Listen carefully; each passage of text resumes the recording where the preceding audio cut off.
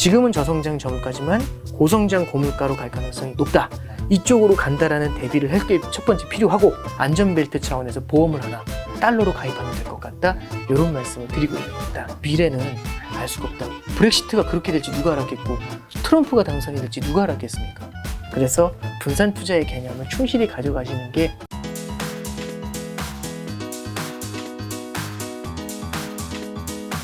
사실 부부장님을 네. 제가 2020년부터 예. 섭외를 하고 싶어서 이리저리 예. 노력을 했는데 예. 제가 이제 사실 김작가 TV도 네네네. 구독자가 그래도 80만이 조금 넘었잖아요. 그러니까 굉장히 많은 분들이 출연하셨는데 제가 네. 섭외하지 이제 못한, 예. 출연하지 못하신 분들이 이제 그렇게 많지는 않으셨거든요. 네네네. 그중에 제가 꼭 섭외하고 싶은 탑 3. 예. 중에 한 분이 이제 오건영 부부장님. 예. 그 다음에 이제 거기 MP 투자 자문의 박세익 전문님. 박세익 전문님이? 네, 아마 이제 곧 정원가 나오시기로 했고. 예. 있는데 드디어 예. 부부자문 섭외해서. 이제 요번에 또 신간 V 시나리오. 감사합니다. 그리고 세 번째 책이시죠. 예, 그렇습니다. 또 첫 번째, 두 번째 책들이 그렇게 잘 됐다고. 감사합니다. 두 번째 책이 이제 V 대이동. 이제 첫 번째가 앞으로 3년 이제 경제 전쟁의 미래인데. 네. 사실 이 저자가 네. 이 책을 통해서 하고 싶은 말은 이 책의 페이지가 뭐 보면 한 380페이지 네네. 이 되지만 네. 사실 하고 싶은 말이 380페이지까지 다 된다기보다는 네. 하고 싶은 말은 그렇게 많지 않을 수도 있잖아요. 네, 그렇죠. 진짜 하고 싶은 말은 한 10페이지, 20페이지일 수 있는데 네. 지금 부부장님이 이 책을 통해서 진짜 하고 싶었던 말은 뭔가요? 첫 번째는 네. 이 질문에 답을 하고 싶었어요. 뭐냐면 매크로라는 게, 그러니까 네. 거시경제를 공부한다라는 게 네. 과연 투자에 도움이 되냐. 이제 이 질문에 대해서 이제 답을 좀 드리고 싶었었고요. 근데 이제 왜 그러냐면 이제 누구나 생각을 해도 당장의 주가 할 때 다들 이제 저도 그 얘기를 많이 듣고 저도 동의합니다. 뭐냐면 이런 네. 얘기죠. 주식은 기업 실적이야. 실적만 보면 돼. 이 생각을 되게 많이 하고 저 역시 그게 굉장히 중요한 중요하죠. 포인트라고 생각합니다. 중요하죠. 근데 이제 저는 이 거시경제라는 거는 이제 네. 그런 것 같아요. 그러니까 경제의 환경과 같은 거죠. 네. 그래서 이제 종종 드리는 말씀 중에 하나가 책에서도 이제 그런 표현을 썼지만 저는 이제 어항 속에 있는 물고기라고 생각을 해요. 네. 어항 속에 물고기가 있는데 물고기 이제 사람들은 물고기를 되게 많이 주목을 하게 되죠. 그렇죠. 그리고 그 물고기들 중에서 제일 예쁘고 제일 강한 애를 그 제일 빠른 애를 이제 그런 이제 물고기들을 좋아하게 되는데 네. 그 물고기 중에 이제 아마존이라는 물고기가 있는 거죠. 다들 이 물고기는 진짜 최고다. 간다. 예, 모두 다 이제 다 그 물고기만 쳐다보는 거죠. 네. 근데 이제 이런 일이 벌어지는 거죠. 어항이 깨지는 겁니다. 그럼 어항이 깨지면 모든 물고기가 쏟아져 나오잖아요. 네. 그럼 이제 어떤 일이 벌어질까라는 생각을 해보는 건데, 그랬던 게 이제 작년도 3월, 4월에 코로나 사태 때 이제 찾아왔었던 금융 시스템의 위기 있었죠. 그렇죠. 예, 그런 게 저는 되게 상징적인 의미라고 봐요. 네. 그러면은 모든 주식이 다 한꺼번에 흘러내렸던 네. 그런 경험이 있잖아요. 네. 참고로 08년도 글로벌 금융위기 때, 2011년도 유럽의 재정위기 때, 15년도 중국의 위기 당시에도요, 이렇게 흘러내렸었던 적들이 좀 상당히 많았었던 네. 것 같습니다.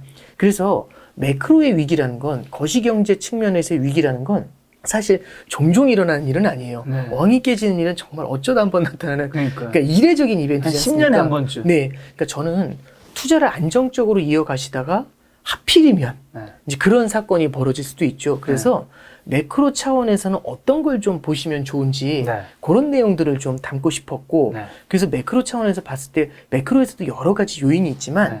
최근에 이슈가 많이 되는 게 요즘 보면 인플레이션이라는 이슈가 그렇죠. 굉장히 많이 되고 있고요. 네. 그 다음에 이제 다들 말씀하시는 게 작년에 죽어 있었던 성장이 이제 좀 돌아오는 거 아니냐 이런 얘기들 많이 하세요. 그래서 저는 성장하고 물가라는 두 개의 축이 네. 거대한 두 개의 매크로 차원에서의 두 개의 축이 네. 지금은 좀 변화하고 있는 거 아니냐 이제 이런 생각이 들어서 성장하고 물가라는 측면에서 한번 투자하고 연결시켜가지고 네. 투자 포트폴리오와 연결시켜가지고 한번 말씀을 드리려고 했던 게 첫 네. 번째 포인트입니다. 네. 첫 번째 포인트가 네. 이제 하고 싶었던 말씀. 네, 그렇습니다. 그래서 그게 이제 첫 번째 포인트가 되고요. 네.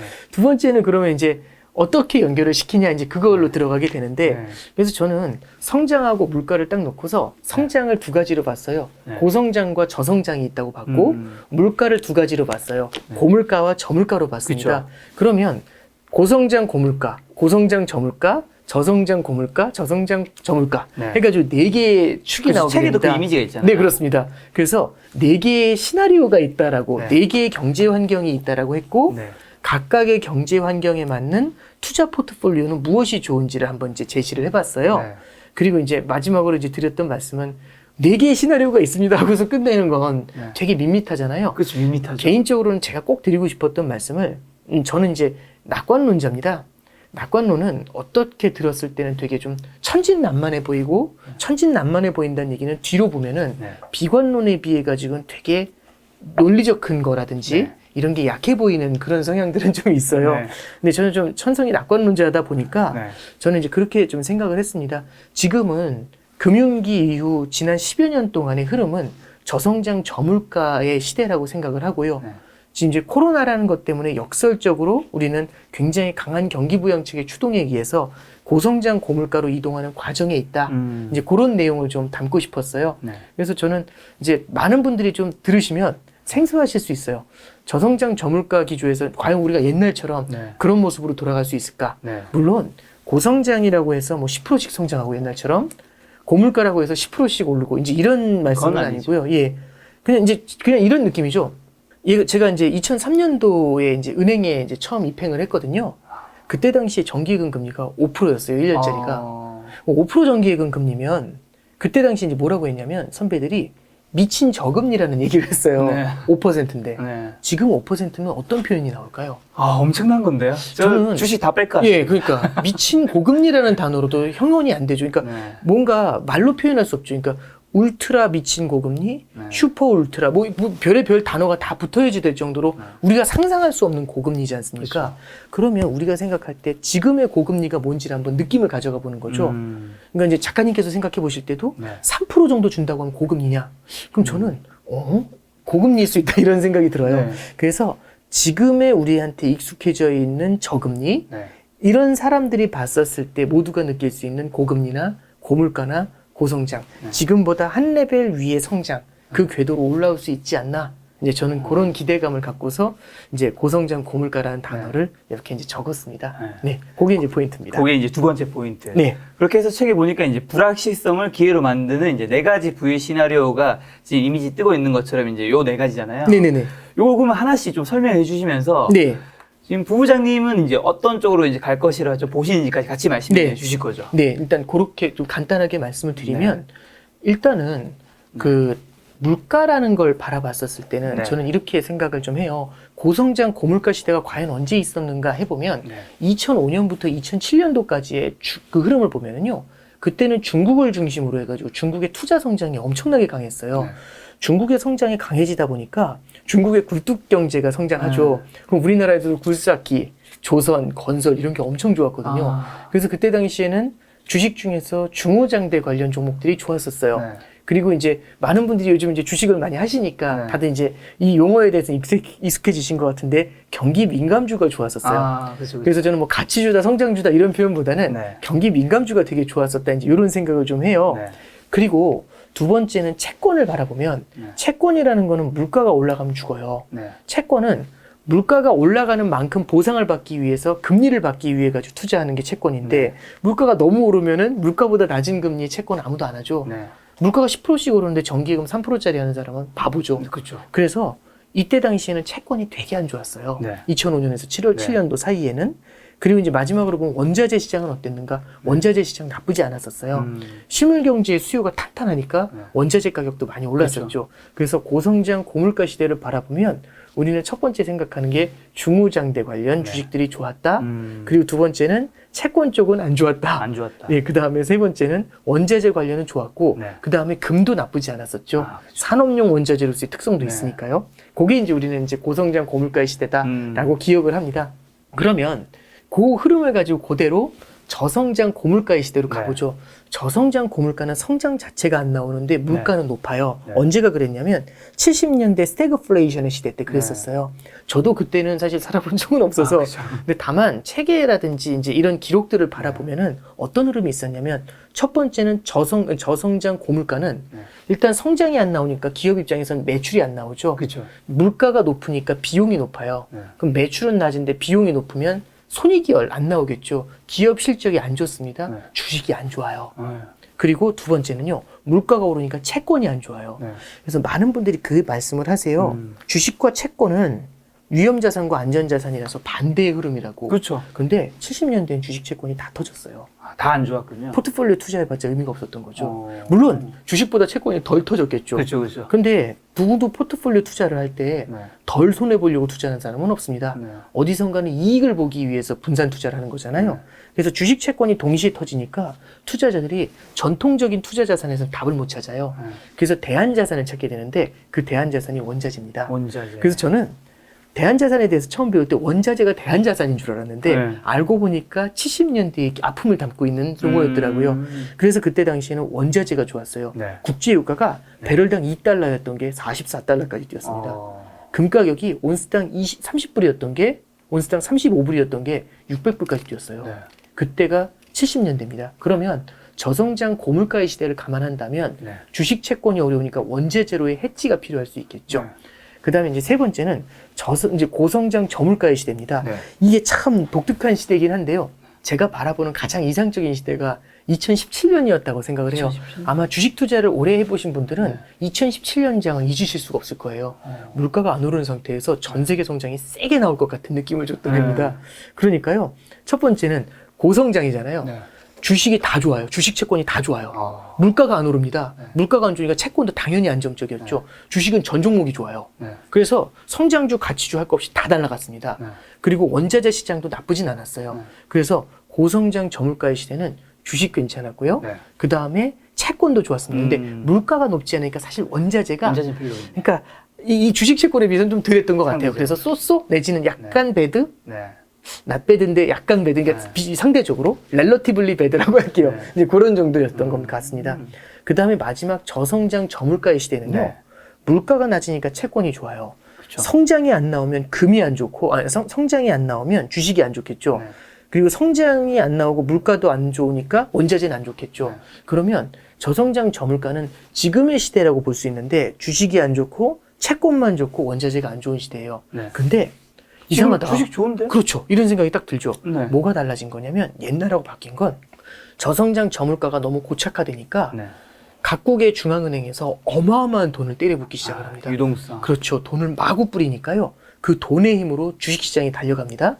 근데 주식도 여러 개의 종목이 있겠죠. 성장이 안 나오는 상태에서 돈이 풀려 나옵니다. 돈의 특성은요. 어딘가 성장이 나오는 곳에 가서 괴이게 마련이거든요. 그러면 성장이 안 나오는 데서도 유독 성장이 나오는 천연 기념물 같은 애들이 있잖아요. 걔네들을 우리는 성장주라고 합니다. 작년에 언택트 이런 애들이었죠. 그렇죠. 그런 쪽으로 돈이 쫙 몰려가면서 성장주 중심의 강세장이 나타나고 채권은 당연히 저물가니까 당연히 좋았을 거고요. 돈 풀려 나오고 하니까 원자재 시장으로도 돈이 흘러 들어가면서 그래서 이제 뭐 최근에 나온 얘기는 에브리띵 랠리라는 표현이 나오잖아요. 중앙은행의 돈의 힘이 어마어마하게 들어왔던 겁니다. 그래서 저는 4분면에서 각각의 좋은 자산이 무엇인지를 주식, 채권, 원자재라는 기본적인 큰 카테고리로서 설명을 해드렸어요. 그러면 이제 저는 지금의 저성장 저물가의 시대라는 말씀을 드렸는데 엄밀하게 말씀드리면 저성장 저물가의 시대에서 지금 어디론가 바뀌어가려고 하는 그런 경계에 있는 시대라고 생각을 합니다. 그렇죠. 그게 그렇죠. 지금 어디로 가는지가 중요한 그렇죠. 거잖아요. 그렇죠. 이게 포인트입니다. 이제 작가님께서 잘 말씀해 주셨는데요. 저는 투자라는 건 지금을 보고 투자하는 게 아니라고 생각을 해요.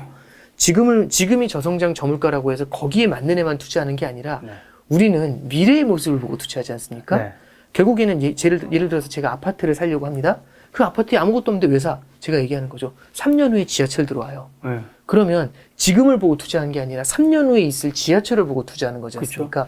우리가 포트폴리오 투자를 할 때도 딱 뭘 보시면 되냐면 그러면 우리가 앞으로 3년, 앞으로 5년 어디에 가 있을까를 바라보고 그렇게 투자해야 된다고 생각합니다. 그러면 지금의 저성장 저물가에 있다고 저성장 저물가만 투자하는 게 아니라 다른 시나리오도 갈 수 있다라는 생각을 해보는 거죠. 여러 가지 시나리오가 나올 겁니다. 저성장 고물가로 가는 시나리오, 제일 위험한 시나리오죠. 그 다음에 고성장 고물가로 가는 시나리오, 제가 제일 선호하는 시나리오 중에 하나입니다. 고성장 저물가로 가는 시나리오들도 있는데 이제 이걸 딱 바라봤을 때 많은 분들하고 이제 컨센서스를 만들어 보는 거죠. 그럼 이 중에서 제일 가능성이 높은 시나리오가 뭘까? 사람마다 다를 겁니다. 투자자들마다 보는 관점이 다를 수 있죠. 그러면 이런 분들 계실 거예요. 성장 안 나와.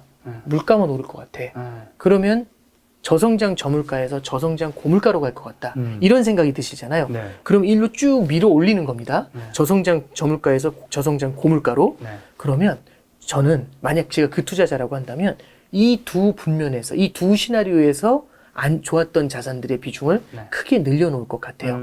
네, 그러면 예를 들어서 원자재의 비중을 세게 가져가겠죠. 네. 이런 케이스. 그리고 이제 주식의 비중을 시간이 흘러가면 할수록 저성장 고물가로 이동하면 이동할수록 주식의 비중을 낮게 가져가려고 하겠죠. 이제 그런 케이스로 이제 우리가 볼 수 있고, 만약에 이제 제가 서두에 말씀드렸던 것처럼 고성장 고물가로 갈 수 있다라고 한다면, 저는 지금은 저성장 저물가 자산에다가 포커스를 좀 맞춰놓지만 네. 포트폴리오 상에 고성장 고물가의 수혜를 받는 자산들을 조금씩 끼다가 그렇죠. 흐름에 따라서 저성장 저물가의 자산의 비중을 낮추고 고성장 고물가의 비중을 높이는 이런 형태의 다이나믹한 포트폴리오 운용이 가능하지 않을까, 이제 그렇게 이제 제안을 하고 있습니다.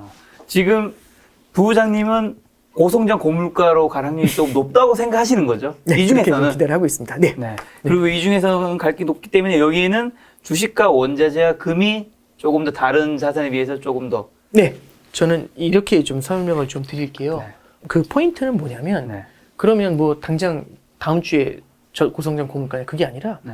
저는 꽤 오랜 시간이 걸릴 거라고 생각하고요. 그게 몇 년이냐 모르죠. 네, 근데 꽤 오랜 시간이 걸릴 거라고 생각을 하고요. 네. 저성장 저물가가 지난 10몇 년을 저성장 저물가에 머물러 있었어요. 그러면서 각종 전 세계에서요, 굉장히 많은 경기 부양을 하면서 네. 저성장 저물가에서 고성장 고물가로 밀어 올리려는 노력을 정말 많이 했었어요. 네. 그리고 그 중심에는 지금 미국의 재무장관인 옐런이라는 사람이 있었습니다. 아, 정말 많은 노력을 했는데, 네. 노력을 해서 올릴만 하잖아요. 네. 그러면 이거 거대한 물가 상승이 나타날 수 있어. 네. 성장이 위축될 수 있어. 큰일 날 수 있어. 빨리 긴축을 해야 돼. 이래서 긴축하면 다시 돌아오고, 긴축하면 다시 돌아오고. 그래서 여기 이 저성장 저물가에 대한 네. 이력 현상이라고 하죠. 그러니까 여기에 너무 오랫동안 박혀 있었던 겁니다. 네. 그 관성이 있어서 올라가려고 할 때 굉장히 강한 힘이 필요하고요. 올라가면서도 굉장히 많은 컨플릭이 있을 겁니다. 굉장히 많은 마찰이 있을 거고.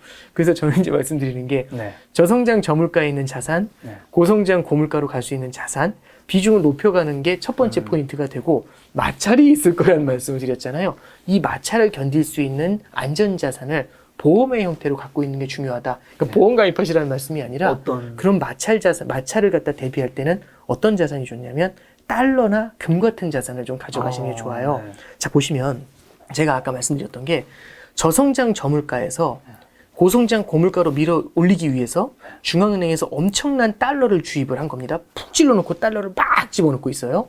그래서 일로 훅 올라가려고 하는데 너무 올라갈 것 같아요. 너무 빨리 가면은 과열이 돼서 고물가가 나올 것 같아요. 네. 그랬더니 뭐라고 하냐면 테이퍼링, 이런 얘기를 하죠. 네. 금리 인상, 이 얘기는 뭐냐면 주사 찌르는 거 빼란 얘기죠. 주사 찌른 걸 살짝 빼면 어떻게 될까요? 훅 주저앉을 수 있죠. 그러니까 말씀드리는 거는 주사를 찔러서 달러가 막 흘러 들어올 겁니다. 그럼 달러가 약세로 가겠죠. 네.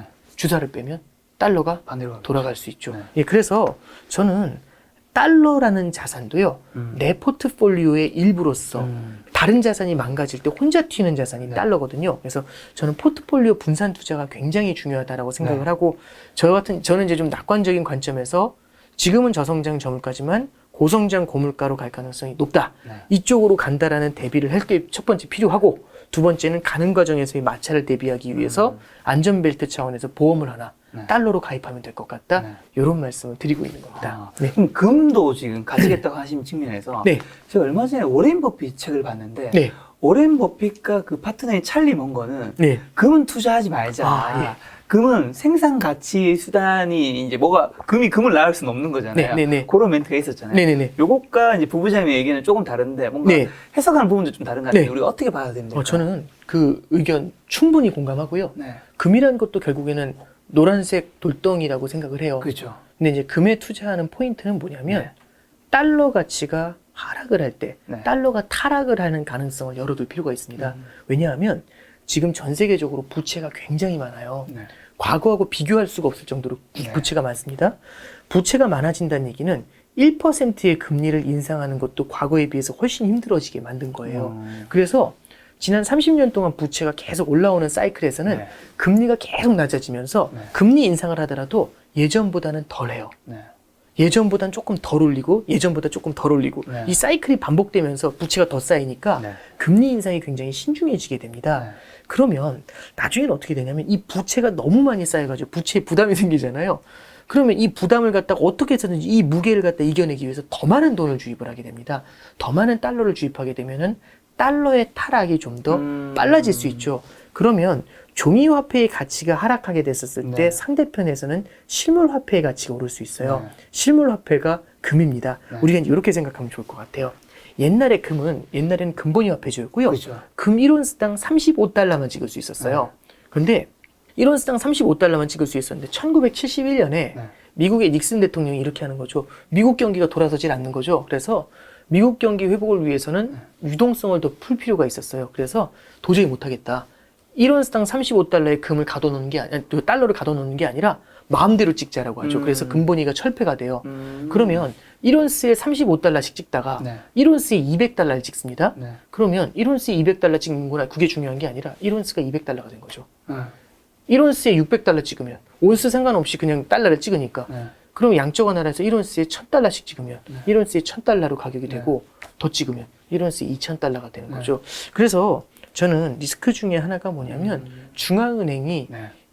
이제 결국 이 거대한 부채의 그 무게를 갖다가 감당하기 위해서 더욱더 많은 돈을 뿌릴 그럴 가능성에 대해서도 우리가 네. 열어놓을 수 있죠. 예를 들어서 지금 우리는 많은 분들이 이제 생각하는 게 드디어 성장 나온다. 네. 백신이 있으니까. 그러니까. 두 번째는 물가 오른다. 이렇게 생각할 수 있는데 과거에도 지난 10년 사이에도 그런 이슈들은 좀 있었어요. 네. 근데 올라갈만 하다가 알고 보니까 아이고 아니네 하면서 돌아온 게 네. 지난 10년의 스토리거든요. 네. 그럼 이번에도 올라갔다 다시 돌아오면 네. 다시 돌아와서 쿵 하면 이걸 밀어 올리기 위해서 다시 돈을 더 주입을 하는 일이 벌어질 수 있죠. 이럴 때는 누가 눈을 뜨게 되냐면 금이 눈을 뜨게 돼요. 그래서 이제 실제로 하나만 사례를 말씀드리면 네. 2011년이 그랬던 것 같아요. 2011년. 2011년에 그때 이제 물가도 많이 올랐고요. 네. 이제 성장도 나오는 거 아니냐 이제 이런 기대감이 있었는데 네. 거기서 이제 유럽이 재정 위기를 맞습니다. 어. 그러면서 성장이 쿵 하고 주저앉죠. 네. 시차를 두고 성장이 주저앉으니까 물가는 하늘에 떠 있는데 성장이 주저앉아요. 네. 그럼 이 물가를 받쳐주질 못하죠. 수요가 따라가줘야지 고물가가 유지가 되는데 성장이 없어지니까 네. 얘가 버티지 못하고 물가도 주저앉아요. 그래서 저성장 저물가로 물가. 고착화돼 버렸던 거죠. 이때 그래서 저성장 저물가로 고착화되니까 이때 돈을 많이 풀 거라고 생각해서 금 가격이 많이 올랐었어요. 근데 이후에 2014년, 15년부터 경기가 좀 돌아서니까 미국이 금리 인상을 한다고 해요. 네. 그때 금 가격이 그때부터 고전하기 시작을 합니다. 아. 언제 돌아서냐면 2019년에 네. 다시 한번 올라가려다 주저앉아 버렸거든요. 트럼프 행정부 때 네. 답이 없으니까 무역 전쟁하면서 주저앉으니까 답이 없으니까 미국이 금리 인하하겠다고 선언하죠. 네. 금리 인하하겠다고 선언한 게 19년도 6월이었거든요. 네. 그때부터 금 가격이 5년간 잠자다가 눈을 번쩍 떴어요. 그러면서 쫙쫙쫙 밀어 올리더라고요. 네. 저는 금이라는 자산도 네. 내 자산의 전부는 아니지만 네. 그런 시나리오도 마찬가지로 대비할 필요가 있다고 생각해요. 그래서 제가 이렇게 네 가지 시나리오를 말씀드렸고 달러로 저성장 네. 저물가에 달러로 이 주사를 넣는다는 네. 말씀드렸잖아요. 이 주사하고 연관된 게 금과 달러라는 자산이다라고 생각이 돼요. 그래서 그걸 좀 말씀드린 거고 네. 되게 복잡해 보이고 네. 어떻게 보면은 개인 투자자가 이걸 할 수 있을까? 아마 저는 이 아이디어를 생각했던 게 2년, 3년 전에 이제 생각을 했었던 건데 네. 그때는 얘기를 못 했었어요. 왜 그랬냐면 그때 당시면 투자 문화가 이러진 않았던 것 아, 좀 같습니다. 달랐죠. 예. 달랐죠. 저는 지금 뭐에 놀라냐면 네. 많은 분들이 ETF에 굉장히 많이 익숙해졌어요. 맞아요. ETF에 익숙해졌다는 얘기는 방금 전에 말씀드렸던 것처럼 사분면에 맞는 네. ETF를 찾으실 수 있어요. 그렇잖아요. 경기 민감주 관련 ETF, 그렇죠. 그렇죠. 채권 관련 ETF, 네. 금 관련 ETF 다양하잖아요. 있죠, 있죠. ETF 투자를 되게 되게 HTS를 되게 편하게 맞아요, 쓰시는 맞아요. 분들도 많이 생기셨고 저는 그래서 포트폴리오 운용을 이런 매크로 시나리오에 맞춰서 하실 수 있는 그런 케이스가 훨씬 더 많아졌다라고 생각하고요. 네. 그래서 저는 매크로 관점에서 이렇게 내려다 보시면서 금융 환경의 변화에 따라서 ETF를 운용하시면서 자산 배분을 하시고 이걸로 운용하시면서 수익을 꾸준히 창출하시는 그런 형태의 아이디어로서 이 책으로 한번 제안을 해드려봤습니다. 요새 V 시나리오. 저는 부부장님과 지금 인터뷰한 지 얼마 안 됐지만 부부장님 왜 많은 사람들이 인기가 많지 않을까? 뭐냐면 첫 번째는 부부장님 하시는 주제들이 금리, 뭐 물가 이런 것들이 사실 굉장히 재미가 없고 재미없죠. 사람들이 굉장히 어려움을 느끼는 거거든요. 근데 저도 어느 정도 충분히 알아들 수 있을 정도로 쉽게 설명한 거 보면서 그래서 사람들이 부부장님이 좋아하시는구나. 아닙니다. 그런 생각이 드는데 네. 자, 그럼 두 번째 얘기는 좀 연준과 테이퍼링, 금리 인상 관련된 얘기를 좀 여쭤보려고 하는데 예. 최근에 뭐 연준에서 또 어떤 걸 발표하셨다고? 예. 이제 뭔가요? FOMC 때 조금 이제 불편한 얘기들을 좀 많이 하게 되는데 네. 저는 연준이 하고 있는 고민은 그건 것 같아요. 네. 그러니까 뭐냐면 지속적으로 경기 부양을 해줘야지 성장이 나와주는데 그렇죠. 여기서 이걸 끊으면 안 되는데 계속 해줘야 되는데 문제가 있는 거죠. 너무 많은 경기 부양을 하면 부작용이 생기게 됩니다. 대표적인 부작용이 양극화거든요.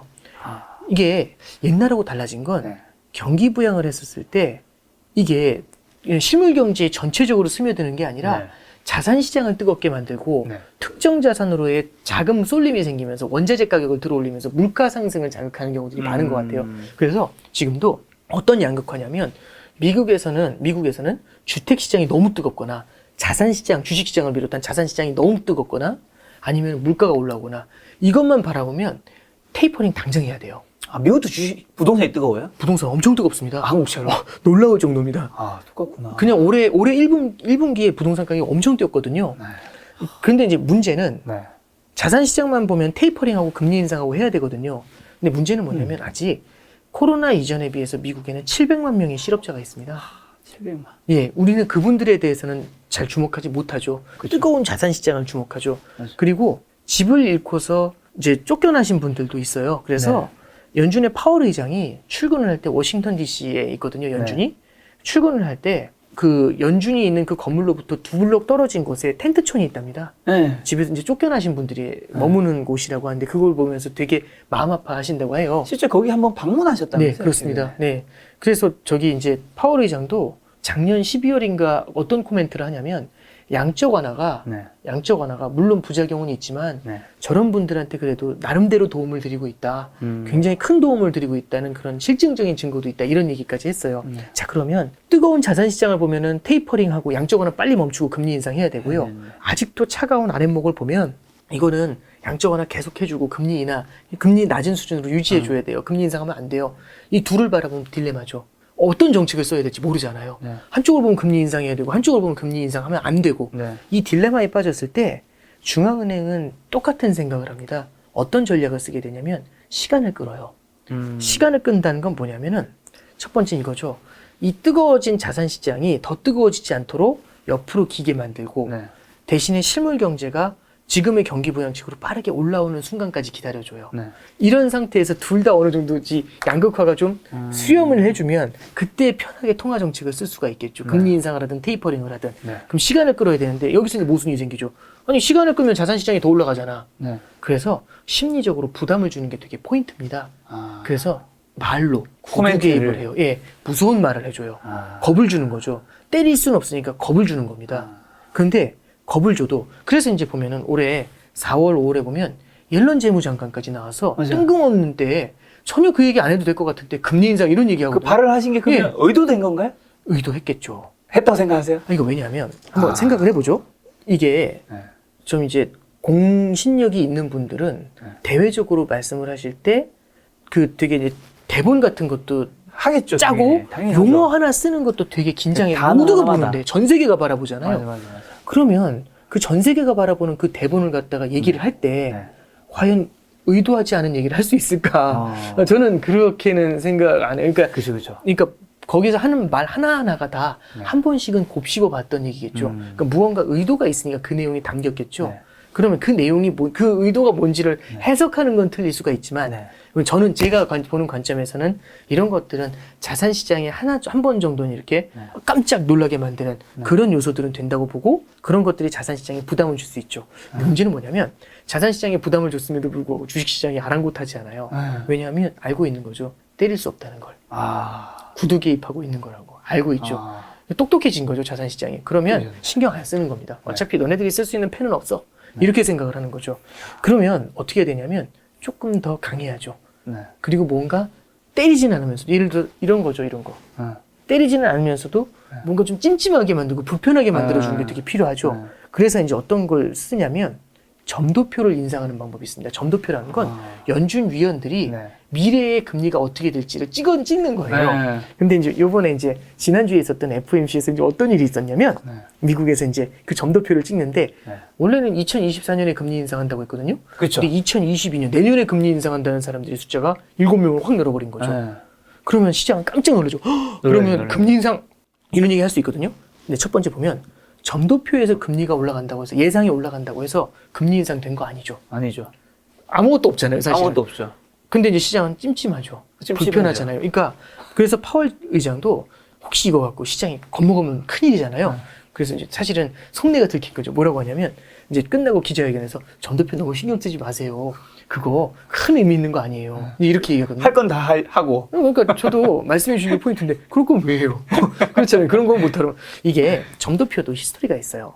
저도 점도표 보고 깜짝 놀랐던 때가 있는데 네. 15년도 12월에 그랬습니다. 네. 15년도 12월에 그 미국이 9년 6개월 만에 기준금리를 인상해요. 네.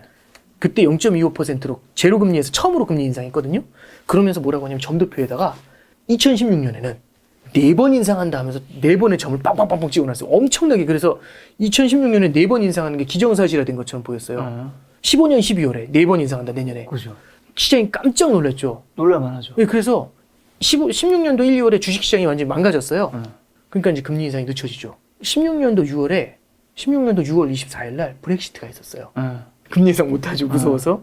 그래서 실제 금리 인상 언제 하냐면 16년도 12월에 한 번 해요. 아, 4번 하기로 했는데. 그러니까 여기서 중요한 포인트는 4번 하기로 한 게 아니라 4번 할 것 같다라고 연준 위원들은 얘기를 했는데 실제로 한 건 한 번 한 거죠. 아. 그러니까 연준 위원들이 미래를 보는 게 아닙니다. 정해진 패스를 그리는 게 아니에요. 약속하는 게 아닙니다. 내년에 4번 할게요라고 하는 게 아니라 4번 할 수도 있어요. 약간 헐리우드 액션 같은 느낌. 지금 헐리우드 액션보다는 그러니까 지금의 좋은 상황이 네. 내년에도 아무런 문제 없이 그대로 이어진다면 네. 4번도 할 수 있어요. 이 정도지 4번 할 겁니다. 이 얘기가 아니라는 아니거든요. 거죠. 근데 그래도 anyway 시장은 좀 부담스럽게 느껴질 수 있죠. 그렇죠, 그렇죠. 그리고 이제 또 하나는 예를 들어서 매파적이었던 분들이 있어요. 네. 매파적이었던, 그러니까 비둘기파적이었던 분들이 네. 있어요. 비둘기파는 되게 돈을 많이 풀어야 된다. 네. 긴축하자. 안 돼. 돈 계속 풀어야 돼. 이런 네. 분들이 비둘기파죠. 네. 매파는 이제 약간 좀 안 쪼는 돼. 거죠. 네. 안 돼. 빨리 긴축. 돈 빨아들여. 이런 분들이고, 매파적인 분들이, 계속 매파였던 분들이 매파적인 발언을 하잖아요. 계속 돈 빨아들여야 돼. 금리 인상해야 돼. 이런 분들이 네. 금리 인상해야 돼. 요즘 또 이렇게 얘기하면, 아니, 뭐 저분은 원래. 안 먹히죠. 예. 근데 왕비둘기 이런 분들이 갑자기 매파적으로 확 전환하잖아요. 깜짝 놀라요, 시장이. 이래요. 네. 갑자기 해서 이제 제임스 블러드라는 분이 있는데 그분이 이제 왕비둘기로 이제 인식이 되어 있는데 네. 그분이 확 돌아서 가지고 네. 금리 인상해야 돼. 뭐 이런 얘기 갑자기 하시는 거죠. 그때 시장이 깜짝 놀래요. 네. 어떡하지? 네. 이런 생각을 하죠. 그리고 이제 또 어떤 얘기도 나왔냐면 테이퍼링에 대해서도 네. 테이퍼링에 대해서 고민하고 있어요. 이렇게 얘기하는 거하고 네. 테이퍼링이 지금 저희가 고민하고 있는데 테이퍼링을 열어보면 한 달에 1,200억 달러씩 주거든요. 네. 그거 잘 분해해 보면은 800억 달러는 국채를 사주고 네. 400억 달러는 MBS라고 해가지고 모기지 채권을 사요. 그래서 주택시장의 금리를 낮게 유지해줘요. 이렇게 하고 있는데 네. 주택 가격이 너무 올랐다. 이건 MBS는 사줄 이유가 없다. 모기지 채권은. 그 부분을 갖다 먼저 줄이는 걸 고민하고 있다. 이렇게 얘기를 해요. 그러면 네. 자 테이퍼링을 고민합니다 하고 네. 테이퍼링을 고민하는데 MBS를 먼저 줄일까? 이건 줄여야 될 것 같은데 이거 구체적이죠. 네. 그러니까 이런 거죠. 작가님 저기 언제 한번 봬요? 이거 하고 네. 작가님 다음 주 화요일 날 시간 되세요? 수요일 날 시간 되세요? 이거 하고 느낌이 다르죠. 다르죠. 진짜 보나? 이 느낌을 주죠. 그러니까 여기서 이제 말씀드리고 싶은 거는 약간 구체적으로 얘기를 하니까 시장이 이런 느낌이 또 오는 거죠. 그래서 이제 3가지 말씀드렸어요. 네. 점도표 땡겨왔죠. 네. 그 다음에 비둘기가 매로 변신했죠. 네. 그 다음에 3번째로 되게 구체적인 스케줄, 디테일을 얘기하기 시작하죠. 이러면 시장이 부담을 느낍니다. 네. 그래서 지난주 FOMC 끝난 다음에 목요일, 금요일 시장이 휘청휘청했어요. 휘청했죠. 근데 이제 오늘 새벽에, 오늘 이제 화요일이죠. 수요일이죠. 오늘 새벽에 이제 뭐라고 어떤 얘기가 나왔냐면 네. 첫 번째 이제 그런 얘기를 하더라고요. 이제 파월 의장이 나와가지고 금리 인상 천천히 할 거예요. 요런 얘기. 두 번째는 MBS 네. 사면 주택 시장에 계속 뜨겁게 만든다라고 하는데 그 큰 의미 없어요. 별 영향 없어요. 이렇게 얘기를 해주고 그러니까 거기다 이제 수습을 해주는 거죠. 점도표 큰 거 아니에요. 이런 얘기를 해주는 거죠. 그래도 시장에서 괜찮나? 이러면서 이제 최근에 연이틀 이제 시장이 조금 안정되는 그런 분위기입니다. 그러면 이제 지금까지 흐름을 이제 한번 해석을 해드렸잖아요. 그럼 앞으로는 어떻게 될 건가를 보는 그러니까. 겁니다. 연준의 의도를 이제 저는 이렇게 생각을 하고 있는 거죠. 네. 제가 틀릴 수 있습니다, 물론. 네. 근데 연준의 의도라는 건 저는 자산 시장이 너무 뜨거워지고 물가가 올라오는 거에 대해서 경고 메시지를 던지고 싶은 겁니다. 네. 때릴 수는 없으니까 보다 강한 경고 메시지를 던지고 싶은 거거든요. 근데 이게 먹히질 않으면 조금 한 레벨 더 올라갈 수 있죠. 한 레벨 더 올라갈 수 있죠. 이렇게 해가지고 어떻게든 이 심리를 좀 누르려고 할 겁니다. 그러면 한 레벨 더 올라갈 때는 네. 시장이 예상했던 것보다 조금 더 센 게 나올 수 있어요. 그럼 시장이 깜짝 놀라는 거죠. 그렇죠. 예. 그럼 이 얘기는 뭐하고 만나게 되냐면 네. 예전보다는 변동성이 커질 수 있을 것 같아요. 음. 예. 그래서 제가 주식시장에 대해서는 잘 모르지만 주식시장이 뭐 오른다 떨어진다 이런 것들보다는 이런 이제 연준의 일종의 구두 개입이 조금 더 강하게 나올 때마다 깜짝깜짝 놀라는 예, 네. 그런 이벤트들은 나타날 수 있을 것 야. 같습니다. 네. 앨런 장관님은 이제 굉장히 이제 본인의 멘트가 전 세계에 퍼지니까 네. 이렇게 발언을 굉장히 조심하잖아요. 네, 그렇죠. 그 굉장히 이름이 비슷한 앨런 머스크도 사실 전 세계에 더 많이 퍼지는데 그 생각은 안 해봤네요. 이상. 예. 앨런이라는 아니, 생각해서 예, 그죠? 그분은 왜 이렇게 키워드에 예. 멘트에 이렇게 뭐 필터가 없을까요? 그러니까요. 이제 저도 참 그분 이제 코멘트를 보면서 네. 진짜 멘탈이 엄청 강하신 분이다라는 생각을 해요. 예. 좋다고 했다가 나쁘다고 했다가 트럼프 대통령도 저는 되게 멘탈이 엄청난 사람이라고 생각했는데 네. 그분도 만만치 않은 것 같아요. 그러니까 사실 지금 현재 가상화폐 시장에 굉장한 폭락을 네. 도화선을 그렇죠. 끄는 예. 사람이 네, 그렇죠. 트리거였죠. 예. 네, 트리거를 한 사람이 앨런 머스크 같다는 생각이 들어서 갑자기 그냥 이 멘트가 생각났습니다. 자, 그러면 어쨌든 인플레이션, 뭐 금리 인상, 그다음에 뭐 테이퍼링 이런 얘기 굉장히 많은데 네. 부부장님은 실제로 그럼 테이퍼링과 금리 인상 언제 할 거라고 보세요? 이런 걸 다 추론하시고 가정적으로 이제 결론을 내리셨을 텐데 그래도. 그러니까 그 시기를 예단하는 건 네. 사실은 불가능하다고 생각을 해요. 왜 그러냐면 옛날에도 그랬던 것 같아요. 그러니까 테이퍼를 옛날에 한번 했었잖아요. 네. 2013년도에 테이퍼를 했을 때도 13년 5월에 테이퍼를 발표하고 나서 시장이 다 그렇게 봤습니다. 13년 9월부터 테이퍼링 시작할 거라고. 네. 근데 13년 5월에 예상할 땐 그랬죠. 모든 조건이 지금과 같다면 테이퍼링을 13년 9월에 할 수 있었겠죠. 근데 여기서 얘기가 바뀝니다. 모든 조건이 똑같지 않을 수 있죠. 이런 겁니다. 그러니까 이제 예를 들어서 열사병 환자들이 이 방에 10명이 있어요. 네. 작가님도 그렇고 저도 열사병 환자입니다. 네. 그래서 너무 힘들어해요. 그래서 에어컨 엄청 세게 틀었죠. 네. 이 에어컨을 계속 트니까 전 좀 추워요. 그리고 이제 꺼질까요? 열사병도 이제 많이 해결이 된 겁니다. 네. 진짜 그런 게 아니고요. 그래서 열사병이 이제 해결이 된 겁니다. 네. 근데 10명이 다 해결된지 모르죠. 네, 모르죠. 어떤 분은 또 힘들 수 있죠. 지금 이 상황이니까 이 정도 틀어드리니까 버티고 있는 분도 있을 수 있죠. 네. 근데 이제 작가님하고 저하고 둘이 괜찮아지니까 네. 이제 좀 줄여야 되지 않아? 이제 이런 얘기를 하는 거죠. 그렇죠. 그래서 줄였더니 네. 다 괜찮아지고 그러고 줄였더니 가장 연약했던 분이 갑자기 또 푹 쓰러지는 겁니다. 그럼 어떻게 해야 되죠? 다시 켜야죠. 켜야죠. 그러니까 지금을 바라보고 아무 문제가 없다면 그 페이스로 갈 수 있습니다. 네. 근데 그게 아니면 얘기가 다 바뀔 수 있죠. 그래서 네. 13년도 5월에 테이퍼링을 선언했을 때 괜찮을까 해서 보니까 네. 미국은 생각보다 흔들리지 않았어요. 네. 근데 이머징 시장이 막 흔들리기 시작하더라고요. 그러면서 13년 9월에 테이퍼링을 멈추게 됩니다. 그래서 어떻게 되냐면 14년도 1월에 시작을 하게 돼요. 예상보다 늦었던 거죠. 그러면 그때 한번 테이퍼링을 한번 했었을 때 어떤 경험이 있냐면 이거 막무가내로 밀어붙이면 안 된다는 걸 한번 배웠죠. 이번에도 테이퍼링에 대해서 선언을 예를 들어서 8, 9월에 할 것 같거든요. 네. 그때 선언을 하고 나서 시장의 흐름을 면밀히 볼 겁니다. 진짜 아무 문제 없이 너무 괜찮다면 연말에도 시작할 수 있겠죠. 네. 근데 그게 아니라면 예를 들어서 조금 더 조심스러운 행보를 보인다라고 하면은 내년 초 정도가 되지 않나 이제 그런 예상들은 좀 하고 있습니다. 아, 네. 충분히 조금 시장 네. 상황에 따라서 늦춰질 수 있다. 네, 그렇습니다. 그것보다도 더 만약에 그때도 시장이 안정되는 모습이 나오지 않으면 네. 시작하지 않을 겁니다. 괜찮아지니까 테이퍼링 하는 거고요. 네. 괜찮아지니까 금리를 인상하는 겁니다. 네. 그럼 연장선에서 금리 인상도 그렇게 생각하면 되는 거죠? 네, 여기서 한 가지만 좀 말씀을 드리면 네. 이런 거죠. 옛날에는 연준이 되게 이제 선제적인 대응을 했었어요. 네. 선제적이라는 얘기는 포인트가 이렇게 나옵니다. 선제적이라는 얘기는 네. 약간의 예측이 들어가요. 네. 물가 2% 목표선을 딱 정해놓고 네. 2% 가까이 올라오려고 하잖아요.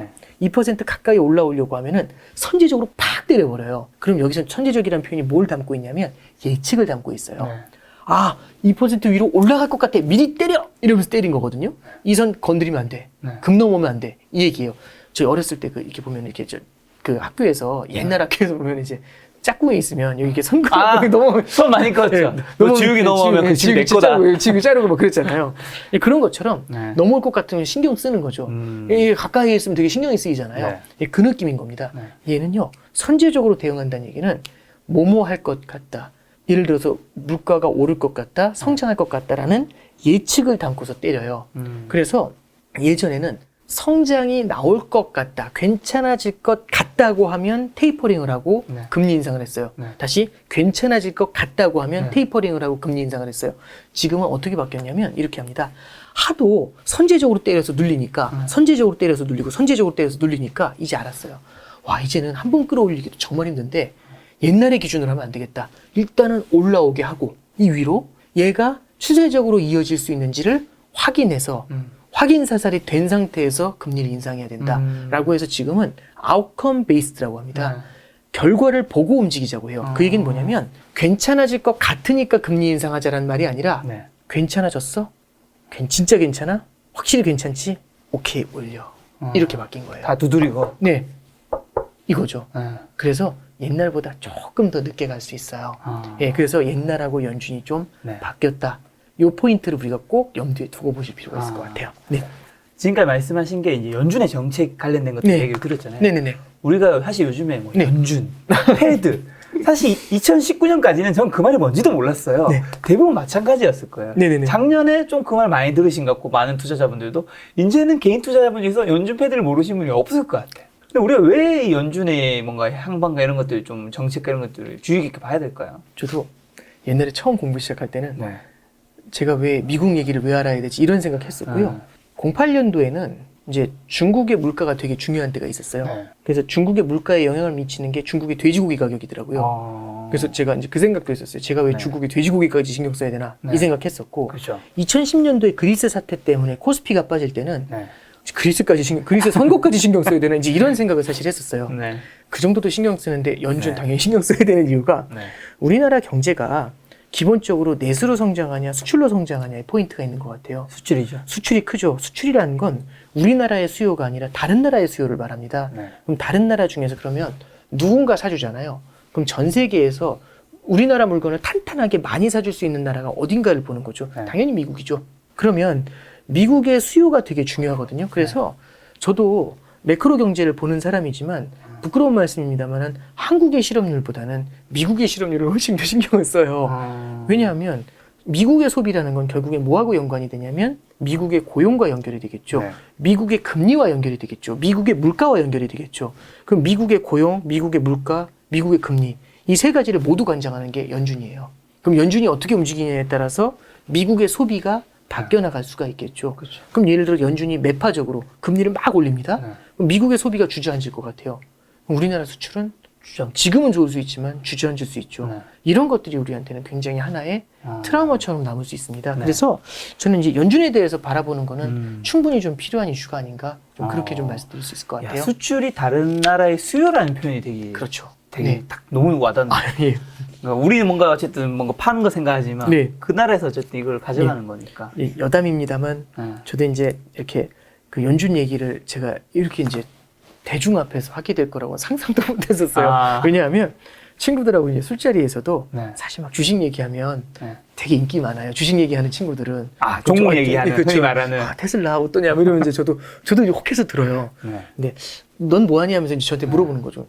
저기 중앙은행 뭐 이러면 넌 은행 다니니까 이제 이런 느낌. 뭘 이제 좀 보려고 하니 금리 그러면 금리 저희 대출 받아야 되는데 변동으로 받을까 뭐 이런 거 이제 다음 주에 저 영국 가는데 환전 오늘 할까 내일 할까 뭐 이런 거 이제 물어보세요. 그렇죠. 모르죠. 그럼 이제 너는 뭘 하는 사람이냐 이제 아니 그런 걸 뭘 하는 건데 이렇게 물어보죠. 그래 너 종목 얘기 안 해줄 거면 지금 뭐 할 건데 뭐 지금. 하는 거 이제 근데 이제 저도 그래서 이제 상상도 못했어요. 제가 이제 이런 거 이제 저도 이상하게 이런 데 관심이 있어가지고 좀 보긴 했는데 저도 상상도 못했던 게 이런 거 이렇게 저 대중분들 앞에서 많은 분들 앞에서 이런 말씀을 드리고 또 이런 말씀에도 이제 주목을 해주시는 게 저는 되게 감사하죠. 그렇죠. 사실 이런 것들이 네. 어떻게 보면 많은 투자자분들이 너무 좀 어렵다 느낄 수도 있고 네. 그리고 이게 내 종목이랑 무슨 크게 지금 당장 내 종목이 급하니까 네. 그런 생각 좀 많이 하시는 것 같아요. 네. 근데 또 사실 지금 과도한 부채의 시기잖아요. 네. 뭐 요즘에 뭐 인플레이션 뭐 그리고 디플레이션 이런 얘기들이 네. 많이 있고 하는데 또 제가 듣기로는 디플레이션이 가장 무서운 거다. 뭐 이런 네. 얘기 들리더라고요. 네. 지금 어느 게 더 치명적인 건가요? 저는 아직은 디플레이션이 더 무거운 거라고 생각을 네. 해요. 이제 저는 중력처럼 네. 물가를 밑으로 끌어당기는 압력이 존재한다라고 생각을 합니다. 네. 그러니까 저는 이런 생각을 해요. 뭐냐면 우리가 만들어내는 성장은요. 성장이 만들어지려면 수요가 있어야 되죠. 근데 수요가 올라오려면 임금이 올라야 되고 고용이 많이 늘어야 됩니다. 근데 아직은 그러지 않거든요. 네. 700만 명이 실업자예요. 미국 같은 경우는 코로나 이전에 비해서. 그럼 이제 우리가 생각해야 되는 건 뭐냐면 당장 우리가 수요가 올라올 수 있는 방법이 없어요. 그럼 수요를 지금 늘리려면 어떻게 해야 되냐면 미래에 있는 소득을 쫙 땡겨와가지고 지금 쓰면 돼요. 네. 그럼 미래에 있는 소득을 땡겨오는 거 우리는 대출이라고 하거든요. 네. 부채입니다. 네. 그래서 미래에 써야 될 걸 미리 땡겨가지고 지금 활활 타오르게 써버리고 있는 네. 그런 구조거든요. 그러면서 부채가 더 쌓이는 겁니다. 자, 그러면 쌓이는 부채 때문에 지금 경기가 뜨거워지고 물가를 막 밀어 올리는 거잖아요. 네. 근데 문제는 뭐냐면 부채가 굉장히 많죠. 그럼 시간이 가면 갈수록 어떤 일이 벌어지냐면 뒤에 1년 지나고 2년 지나면 이제 이 거대한 부채에 대해서 바라보게 됩니다. 되게 고민스러워지겠죠. 그리고 지금의 경기가 좋아지는 걸 보면서 금리 인상을 하면 이 거대한 부채에 부과해야 될 이자가 훨씬 더 커지게 됩니다. 저는 그래서 이 거대한 부채가 있다라는 거, 요거 하나가 디플레이션에 대한 압력을 계속해서 만들어낸다고 봐요. 홍길동이라는 사람이 있습니다. 이제 코로나 사태 때 병원에 들어가서 1년 동안 있었어요. 네. 병원에서 나왔어요. 너무 기분이 좋죠. 그래서 막 이게 이렇게 저렇게 좀 돈을 씁니다. 보복 소비한 거죠. 근데 집에 딱 돌아오니까 너무 건강해져서 돌아왔거든요. 기분이 너무 좋아요. 그런데 한 일주일쯤, 2주일쯤 지나니까 병원에서 청구서가 왔습니다. 어마어마한 청구서가 왔죠. 그게 다 빚으로 쌓여 있습니다. 그러면 홍길동은 보복 소비를 하고 난 다음에 또 계속 쓰려고 할 때 그 빚이 보일까요? 안 보일까요? 보이죠. 저랑 보일 것 같아요. 네. 그럼 소비가 생각보다 크게 안 늘 수 있어요. 네. 하나 말씀을 드리면 그럼 코로나에서 제일 빠르게 돌아선 나라가 어디냐라고 하면 중국입니다. 그렇잖아요. 중국은 작년 말에 이미 네. 보복 소비 들어갔거든요. 네. 네. 작년 말에 나왔었던 기사 중에서 줄을 너무 많이 선다고 뭐 그런 얘기도 봤었어요. 그리고 식당에서 마스크 벗고 식사 편하게 한다 이런 기사들도 봤는데 중국이 지금 보면 어떤 기사가 나오냐면 소매 판매가 소비가 생각보다 강하지 않다고 해요. 나쁘다는 건 아닌데 네. 기대보다 세지 않은 거예요. 네. 그래서 이제 왜 그런가 해서 보니까 대체적으로 이제 저축을 하려는 사람들이 부채가 너무 많잖아요. 네. 빚을 갚으려 하거나 저축을 해가지고 불확실한 미래에 대비하려는 경향이 있습니다. 생각보다 소비가 안 셀 수 있어요. 네. 그럼 이건 뭘 얘기하는 거냐면 보복 소비가 나오는 지금은 너무 뜨거워 보이죠. 네. 근데 시차를 두고 그 보복 소비가 꺼졌을 때 그러면은 그 보복 소비만큼이 계속 이어질까?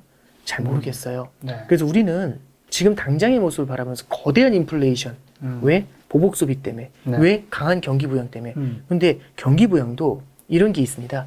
일자리를 만들어주는 인프라에 투자하겠습니다. 교육 시스템에 투자해 주겠습니다. 이런 경기 부양이 있고요. 네. 직접 돈을 쥐어주는 경기 부양이 있어요. 직접 돈을 쥐어주면 바로 소비로 연결이 됩니다. 네. 그죠? 근데 교육을 시켜드릴게요. 더 좋은 일자리를 찾기 위해서. 네. 바로 소비로 연결은 안 되거든요. 그렇죠. 그분이 교육 훈련을 해서 숙련된 노동력이 됐을 때, 네. 그래서 채용이 되셨을 때 그분은 소비를 하겠죠. 그래서 저는 지금 미국의 경기 부양책 있잖아요. 소비 부양책도 $1,400씩 준 게 3월입니다. 네. 그걸로 지금 소비가 굉장히 강하거든요. 네. 그럼 계속 강할까? 이제 그 생각도 좀 해봐요. 그러면 이제 우리가 바라봤을 때는 너무 결정적으로 소비 좋아질 거고 성장 나올 거고 물가 오를 거고 이런 계산들도 있겠지만 오히려 이런 효과들이 약발이 다 했을 때 네. 그리고 이제 거대한 부채가 보였을 부채는 때 그러면 어쩌면 우리는 디플레이션 압력에 대해서도 고민을 해봐야 되는 거 아닐까? 이제 그런 생각을 해봐요. 빚이 많잖아요. 네.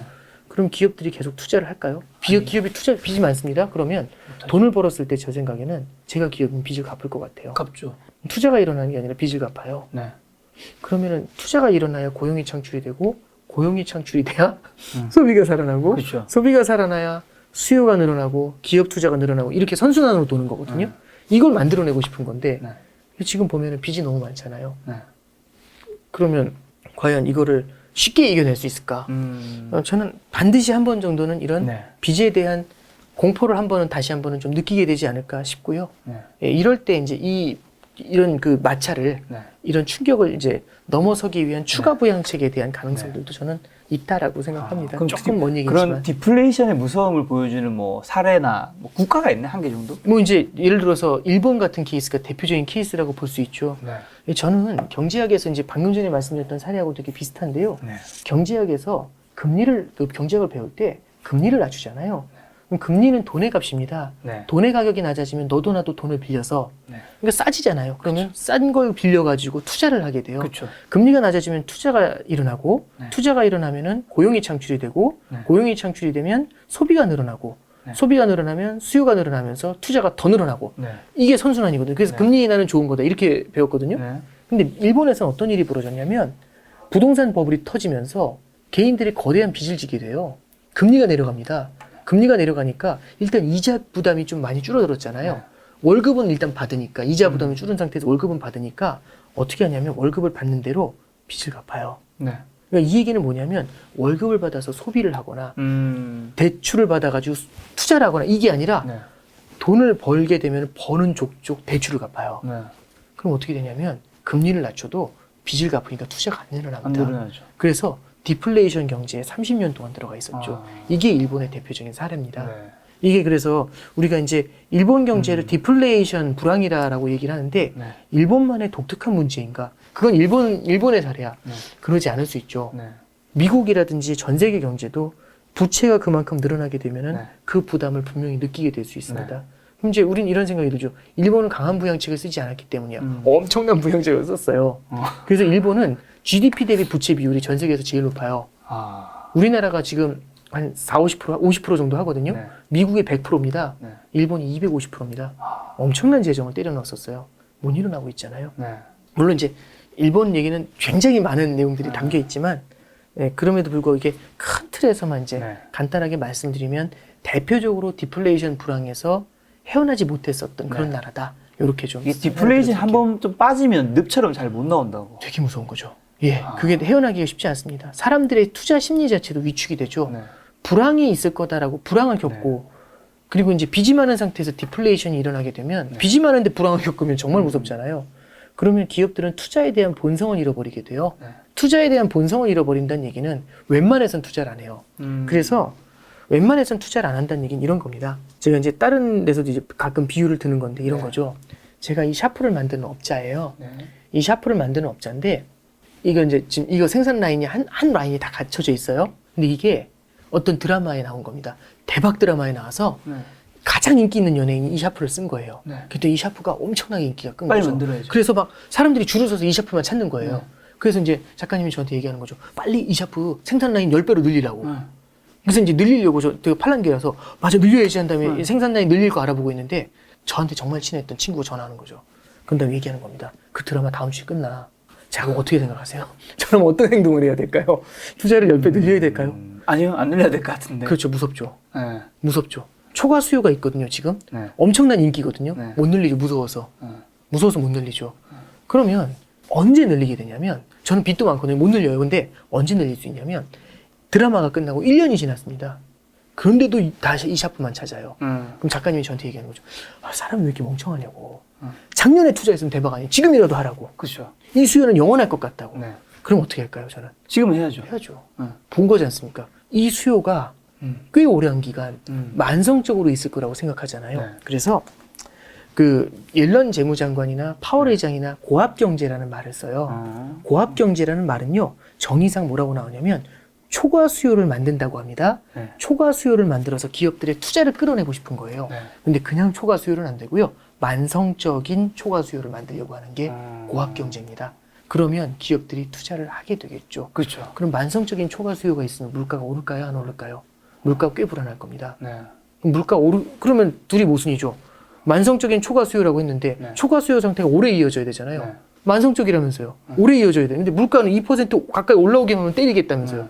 둘이 모순이죠. 그래서 뭐라고 했냐면 만성적인 거 확인하고 때릴게라고 하죠. 그게 아까 말씀드렸던 아웃컴 베이스죠. 네. 결과 베이스로. 네. 성장할 것 같으니까, 좋아질 것 같으니까 네. 때릴게요. 이게 아니라 좋아졌니? 다 확인하고. 확실해? 괜찮아? 문제 없지? 오케이? 때린다? 오케이. 이렇게 가는 거죠. 이게 그래서 저는 이제 아까 말씀드렸던 고압 경제로 갈 것이다. 네. 그래서 고성장 고물가로 갈 것이다. 이런 네. 말씀드렸던 게 이런 부채의 거대한 늪에도 불구하고 투자를 만들 수 있는 무언가의 동인을 네. 이제 찾아낼 것이다라고 생각하고요. 네. 이제 이 얘기만 들으셔도 저도 논리가 부족하다는 생각은 들어요. 근데 낙관론은요, 비관이 되게 강할 때는 낙관은 안 보입니다. 되게 천진난만한 것처럼 보여요. 네. 근데 저는 이제 역사 공부하는 걸 좋아하는데 인류의 역사를 보면 옛날에도 당연히 다 끝났어 이런 생각 들지 않았을까요? 있죠. 앞이 안 보이는 때가 많았죠. 네. 근데 그럼에도 불구하고 이렇게 계속해서 발전을 해왔지 않습니까? 네, 저는 그런 흐름이 앞으로도 이어질 거로 지금의 문제도 네. 해결할 수 있을 거라고 생각을 합니다. 네. 알겠습니다. 자, 오건현 부부장님 이번에 내신 부의 시나리오 책 앞에 보면 이게 아마 부부장님이 적은 카피는 아닌 것 같아요. 확실합니다. 저도 부담스럽습니다. 확실합니다. 출판사에서 강제로 넣은 게 확실합니다. 네. 금융천재. 전혀 아니고요. 네. 각건형, 뭐 각건형까지 그런데 그것도 금융천재라는 표현을 본인이 적을 수는 없어. 제가 진짜 또 부끄러워서 얼굴을 못 들겠습니다. 본인이 적은 거 아니시죠? 저 전혀 그러니까 저는 저 스스로 되게 부족한 게 너무 많아요. 그래서 저 단어를 봤을 때 너무 이제 다음 판부터 바꿔달라고 그 말씀도 요거 멘트를 이제 부부장님이 놀리려고 한 건 아니에요. 예. 어쨌든 그 정도 멘트를 들을 정도로 이제 금융에 대해서 또 금리에 대해서 많이 이제 알고 계신데 금융 공부가 사실 네네네. 좀 쉽지가 않잖아요. 네. 그래서 요거를 좀 어떻게 해야 좋은지 네. 부부장님한테 그런 거 좀 쉽게 좀 잘 알려주시니까. 그러니까 저도 이런 네. 거를 말씀드릴 때 되게 조심스러운 거는 전도 물어보세요. 많은 분들이 이제 저 페북하고 있거든요. 페이스북이나 이런 걸로. 팔로우 엄청 많다면서요? 예. 근데 이제 그분들이 이제 메신저로 물어보세요. 금융 공부 어떻게 하면 좋을까요? 네. 이게 물어보시는데 저의 그 느낌인 것 같아요. 제가 이제 영어 공부를 할 때 영어가 잘 안 돼서 네. 영어 선생님한테 영어 공부 어떻게 하면 좋을까요? 이거 물어봤었을 때 네. 여쭤봤었을 때 그 영어 선생님이 받았던 느낌이 이런 거 아니었을까 이런 생각이 들어요. 왜냐하면 어디서부터 어떻게 너무 방대하잖아요. 네. 어떻게 해야 될까? 쌓아가야 되는 거지 한순간에 만들어지는 건 아니거든요. 그래서 이제 저는 마치 이제 그 얘기를 막 스토리를 말씀드리면 마치 라떼는 말이야 얘기하는 것 같은 느낌도 들 것 네. 같아서 되게 좀 조심스러워요. 근데 네. 그냥 한번 말씀을 좀 드려보면 네. 제가 이제 공부해 왔었던 그 포인트를 좀 말씀드릴게요. 첫 번째 저는 경제학 전공이 아닙니다. 아니셨어요? 네, 저는 이제 사회과학 쪽 신문방송학 전공이고요. 그러다 보니까 이게 경제 그래서 이제 뭐 제가 막 금융천재 이런 말씀 나올 때 되게 네. 이게 부끄러운 게 이게 참 그래서 이제 저도 대학원을 좀 경제 쪽으로 경제 경영 쪽으로 좀 공부하고 싶었던 게 좀 있었던 네. 것 같고요. 그러다 보니까 어려웠던 부분이 되게 금융 쪽 공부할 때 처음에 되게 이해가 안 됐어요. 뭔 소리지 이게? 되게 어려웠던 것 같고 네. 어떤 부분에서 되게 스터기죠. 그러니까 굉장히 어려웠었는지 빡빡한 느낌이었는지 네. 그게 이제 생생히 기억이 좀 네. 나요. 그래서 이제 저는 그렇게 공부를 시작했었던 것 같아요. 첫 번째는 기사를 막 닥치는 데로 있는데요. 첫 번째 포인트는 기사를 갑자기 한순간에 읽는 것보다 매일매일 조금씩 읽어나가는. 그러니까 영어도 매일매일 조금씩 해라 이제 이런 그렇죠, 얘기 있잖아요. 조금씩 쌓아나가는 게 훨씬 더 큰 도움을 주는 것 같습니다. 네. 그러면 5년을 쌓아나가면 이렇게 쌓여있죠. 네. 절대 갑자기 한 달 만에 이 5년치 쌓은 것만큼 못 읽어요. 못 읽죠. 예. 그래서 첫 번째 포인트는 쌓아나가는 게 되게 중요합니다. 그래서 네. 많은 걸 읽는 건 중요한데요. 많은 걸 읽었을 때 생기는 문제는 휘발성이 너무 강해요. 읽는 순간 귀로 막 나가더라고요. 그래서 뭐였지? 이런 느낌이 되게 많은데 그래서 저는 글쓰기를 시작했어요. 네. 이 읽었던 내용들을 가지고 저만의 정리를 통해 가지고 글로 한번 써봤습니다. 얘기로 하는 거 글로 쓰는 건 좀 달라요. 다르죠. 글을 쓸 때는 정리를 한번 해줘야 되거든요. 네. 그러니까 정리를 하는 과정에서 한번 저절로 복습이 되는 것 같아요. 유치해도 상관없습니다. 그냥 이렇게 그래서 정리를 한번 해봤고요. 네. 근데 저 혼자 일기 쓰는 것처럼 정리를 하니까 좀 허전하더라고요. 네. 그래서 사내 메신저가 있었어요. 그때 당시에. 사내 메신저에 이제 직원분들한테 뿌려줬어요. 제 친한 직원분들한테. 근데 이제 그분들이 이제 읽어주시잖아요. 네. 읽어서 피드백을 주시는 거예요. 이제 어떤 피드백도 있었냐면 제가 너무 바빠서 못 썼죠. 네. 그랬더니 오늘은 안 쓰니? 이런 거 이제 오는 거죠. 그러면 사람이 누군가 내가 하는 얘기를 들어준다. 내 보잘것없는 글 같지만 읽어주신다. 이게 되게 큰 자극이 돼요. 네네. 계속 써야겠다. 그러면 쓰면 쓸수록 더 많은 사람이 읽어주시거든요. 그렇죠. 그러니까 어떻게 보면은 그분들의 그런 격려나 그런 멘트가 내 글을 읽어주신다는 분들이 있다라는 게 저를 더 포스하는 거죠. 더 할 수 있도록 강제하는 느낌? 네. 뭐 좀 이상한 사람이 되게 생각하실 수 있는데 그런 느낌을 좀 많이 받았고 그러다 보니까 매일매일 읽고 매일매일 요약해서 쓰는 그 버릇이 좀 들었던 것 같아요. 꼭 말씀드리고 싶은 거는 매일매일 글을 좀 써보시고 그거를 블로그에 유지하시는 거 좋은 것 같아요. 읽지 않으셔도 됩니다.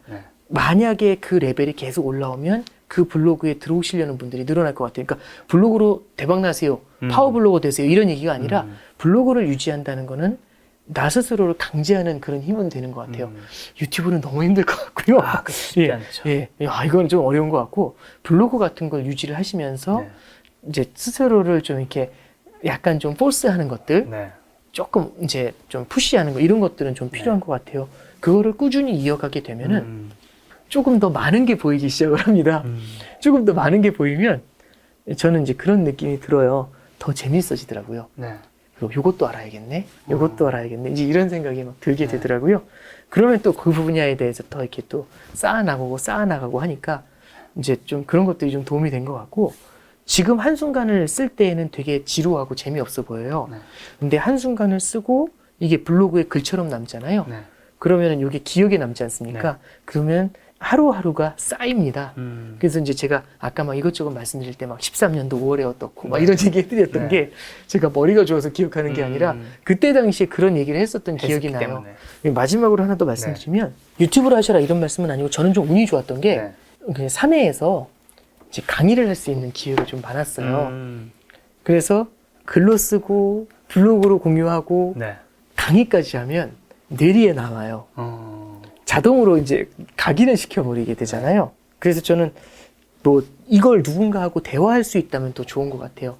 그래서 요즘 보면은 독서 클럽들도 많아지신 것 같고요. 많죠. 그리고 같이 스터디를 하시는 분들도 되게 많이 늘어난 것 같아요. 저는 되게 좋은 현상이라고 생각합니다. 그런 데에서 서로 얘기를 하시면서 공유를 하시는 것도 저는 좀 많이 도움이 되는 것 같아요. 그래서 이제 정리해드리면 첫 번째는 많이 읽자. 다독이 되게 중요한 것 같고 그걸로 글을 써보자. 라이팅이죠, 영어로 보면. 그런 다음에 그거를 공유해보자, 블로그에. 그래서 나를 강제하자. 강의를 할 수 있다면 강의를 해보자. 그 얘기 네 가지가 되게 좀 포인트가 아닌가 생각합니다. 거기서도 글쓰기 같은 경우 블로그, 그다음에 강의 같은 것도 청중이 어쨌든 있는 거잖아요. 뭔가 이거 어쨌든 내 콘텐츠를 누군가 어쨌든 보여지는 공간에 뭔가 던지는 게 되게 중요한 건가 봐요. 그러니까 제가 이제 아까 말씀드렸던 것처럼 1인 강의는 쉽진 않아요. 도개되고 하는 게. 저는 아직도 온라인으로 유튜브에서 얘기하는 게 앞을 보면서 잘 못해요. 작가님 보면서는 편하게 하는데 이게 되게 어색하더라고요. 근데 그럼 처음부터 잘 모르는 사람인데 누가 와서 강의 들으려는 분들은 없거든요.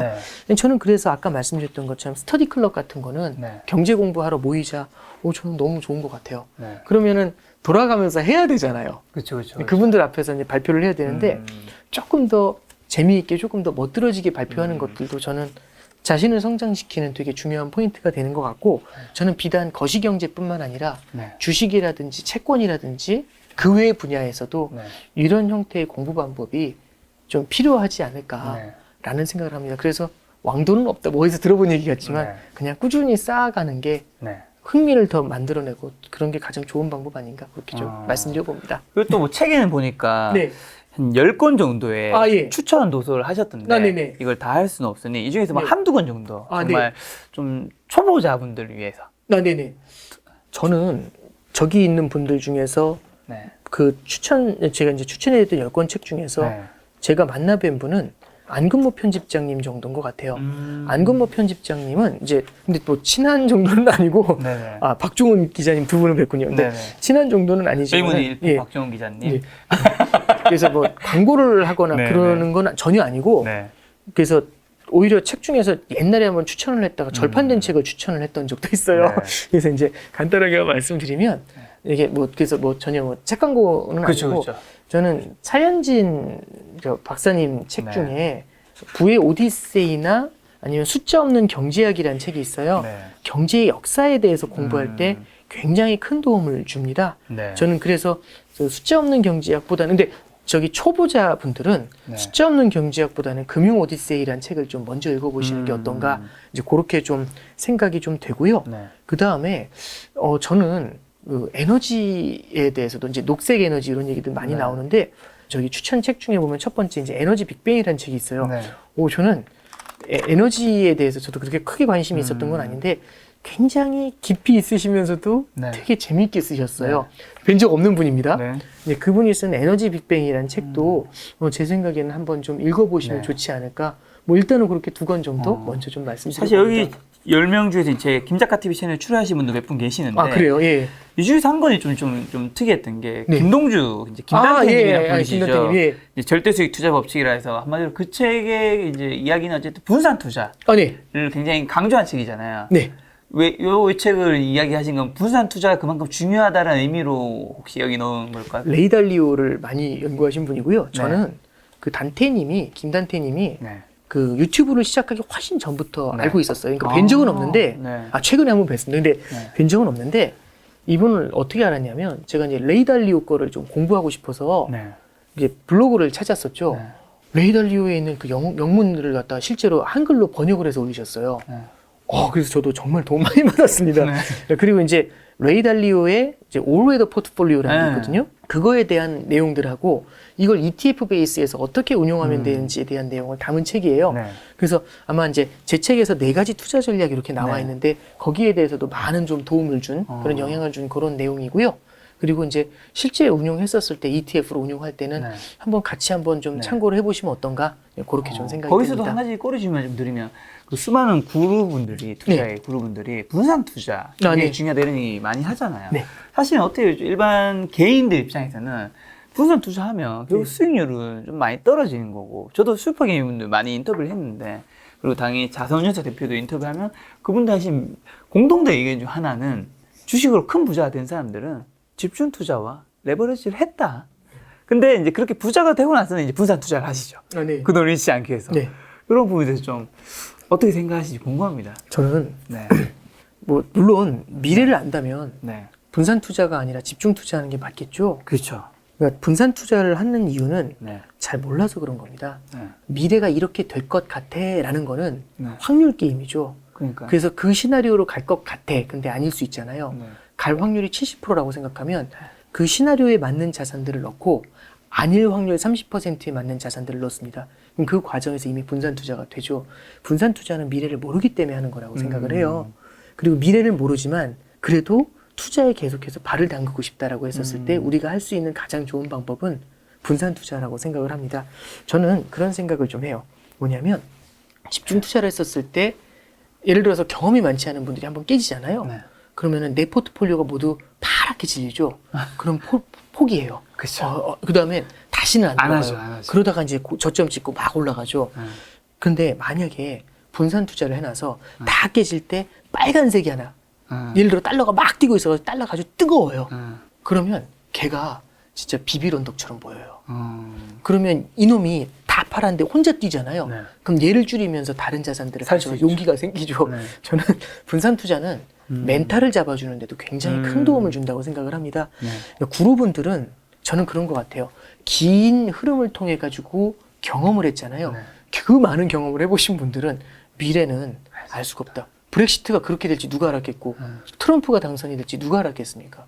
그쵸. 뉴욕타임즈에서 그랬거든요. 그 당선되는 네. 당일날 아침에 힐러리가 될 확률이 90%라고 했잖아요. 맞아. 네, 아직도 기억이 나요. 모르잖아요. 그래서 까는 겁니다. 그쵸. 네. 그래서 저는 분산 투자가 굉장히 우리한테는 되게 필요한 얘기인 것 같고 네. 최근의 흐름을 보면 이렇게 쏠림이 많이 나타나는 것 같아요. 특히 매크로 환경이 변화할 것 같을 때 네. 쏠림이 나타나는 건 전 되게 조심해야 된다라고 네. 생각을 합니다. 그래서 분산 투자의 개념을 충실히 가져가시는 게 네. 오래 하실 거잖아요, 투자. 네. 물론 저도 당장 확 벌고 네. 이제 뭐 파이어 이런 것도 좋겠는데 네. 그게 아니고 우리가 긴 게임을 해야 되는 거라고 네. 한다면 마라톤 해야 되는 거라고 한다면은 분산 투자가 답이라고 생각합니다. 네. 부부장님 출연하실 때 제가 꼭 요거 한 가지 더 여쭤보고 예. 싶었어요. 그 부부장님은 제가 영상에서 몇 번 3% 딴 데 볼 때부터 느낀 거는 네. 이분은 참 금융이라는 거를 네. 좋아하신다라는 느낌을 좀 많이 받았거든요. 뭔가 네. 약간 네. 그 나쁜 표현인지 뭔지 모르겠지만 저는 제가 약간 유튜브의 오타쿠로 생각하는데 예. 부부장님이 약간 이제 이런 금융에 관해서 굉장히 그쪽을 파고드시는 오타쿠 같은 분이신 것 같다. 되게 좋아하는 걸 이제 하시는 것 같다는 생각이 들었는데 그만큼 그러면 이제 다른 분들의 자료라든가 영상이든 네. 책이든 기사도 많이 보시잖아요. 예, 많이 보죠. 예. 그리고 사실 요즘에는 유튜브에도 굉장히 많잖아요. 아, 네. 부부장님 외에도 수많은 전문가분들이 많이 나오시는데 네. 제가 생각했을 때는 전문가의 이제 표지를 입었지만 전문가가 아니신 분도 있는 것 같아요. 아, 예.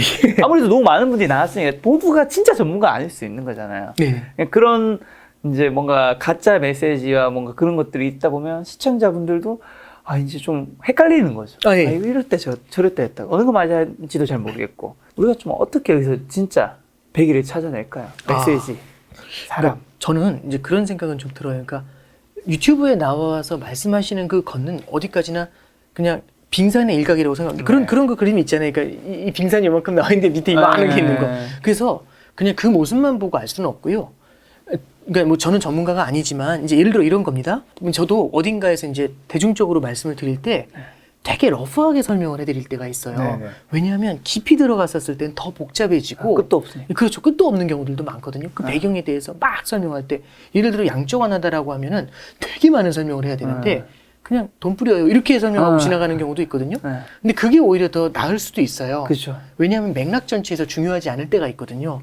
그래서 저는 그것만 바라보면서 이렇게 뭐 이분은 좀 이상하다 이렇게 평가하는 건 좀 아닌 것 같지만 그냥 저는 제 기준이 있습니다. 저는 어떻게 보냐면 그분의 트랙을 좀 보려고 해요. 트랙. 네, 트랙이라는 건 뭐냐면 과거에 해오셨던 그 말씀들 그게 맞는지 틀린지도 물론 보면 좋은데 네. 많이 맞으셨으면 좋은데 네. 뭐 저도 엄청나게 틀리고 네. 틀리신 대부분 다 이제 틀릴 때도 있고 맞을 때도 있어요. 근데 저는 뭘 보려고 하냐면 그분의 논리를 좀 보려고 노력을 해요. 그리고 그 논리를 갖고 소신 있게 말씀하시고 틀리면 상관없습니다.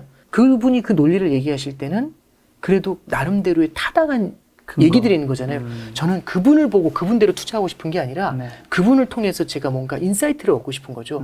제가 생각하지 못한 걸 얻고 싶은 거잖아요. 네. 그래서 저는 그분의 트랙을 보려고 합니다. 그리고 그분이 틀렸을 때 이런 점에서 틀렸다라고 반성하시면서 복귀하시잖아요. 네. 그럼 호감도가 쫙 올라가요. 네. 저 같은 경우는 그래요.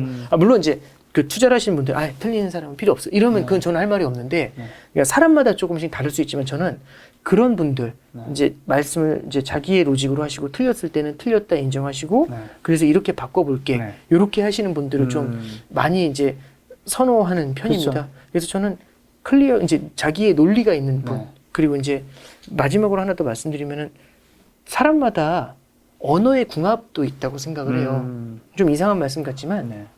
대화를 하다 보면 대화가 잘 되는 분이 있고요. 맞아요. 이상하게 예의도 다 갖추고 하는데도 뭔가 빡빡하게 그렇죠. 되게 건조해지는 그런 맞아요, 대화가 맞아요. 그거는 사람마다 그 궁합이 있어요.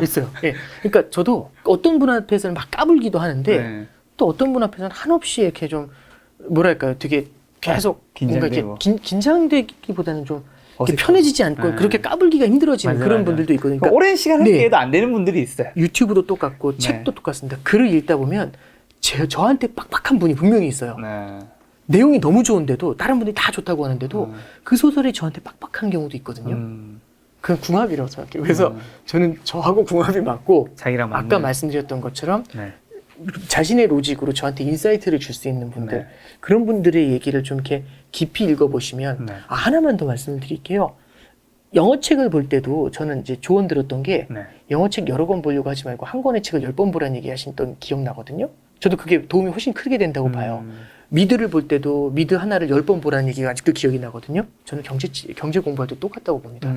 하나의 책을 10번 물론 제 책을 10번 보시라는 건 아니고, 시나리오 그건 10번 보라는 얘기입니다. 그 정도의 밸류는 아닙니다. 네.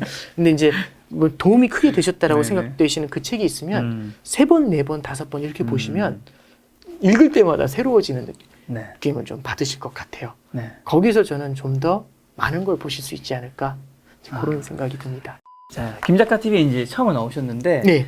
이제 곧 사실 이제 7월 하반기에 이제 시작되잖아요. 네네네. 아무래도 부부장님의 이제 영상을 보시는 분들은 뭐 네. 금리, 뭐 여러 가지 인플레이션, 여러 가지 관심 있어서 보겠지만 결론적으로 이제 투자를 잘하기 위해서일 거잖아요. 네네. 그런 분들에게 마지막으로 하반기 네. 하시고 싶은 말씀이 있다. 네. 저는 아까 이제 뭐 워낙에 제가 주저리 말씀드린 스타일이라서 네. 많은 말씀을 드렸는데요. 거기서 이미 내용은 다 나왔습니다. 저는 이제 요즘 가장 걱정하는 게 이제 과열이 되면 이런 거죠. 그러니까 100 투자하자. 그러니까 예를 들어 100이 있는데 50 투자하자라고 생각을 했었어요. 주식에 50, 채권에 50. 그러니까 위험자산 50, 안전자산 50 이렇게 투자하기로 했었는데 1년이 지났습니다. 주식은 2배가 올랐어요. 50짜리가 100이 됐어요. 채권은 1% 이자가 붙어서 50짜리가, 아니 2% 이자가 붙어서 50짜리가 51이 됐어요.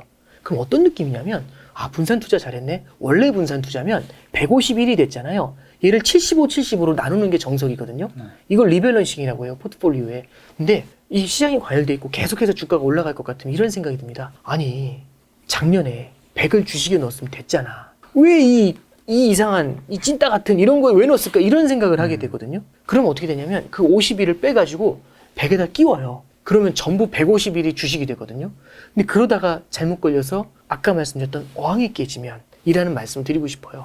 그래서 저는 그게 50대 50이든 70대 30이든 80대 20이든 이제 스스로의 포트폴리오 원칙이 있다면 그 원칙을 깨지 마시고 점점 한쪽으로 쏠려나간다라는 느낌이 좀 있거든요. 그 원칙을 깨지 마시고 이제 꾸준하게 롱런을 생각하시면서 좀 투자를 해보시면 어떤가? 이제 그렇게 좀 조언 드려보면서 마치겠습니다. 알겠습니다. 오늘 만나는 손님은 오건영 부부장님이었습니다. 지금까지 여러분 소중한 시간 함께 해주셔서 정말 감사합니다. 오늘도 김 작가였습니다. 고생 많으셨습니다. 감사합니다. 네.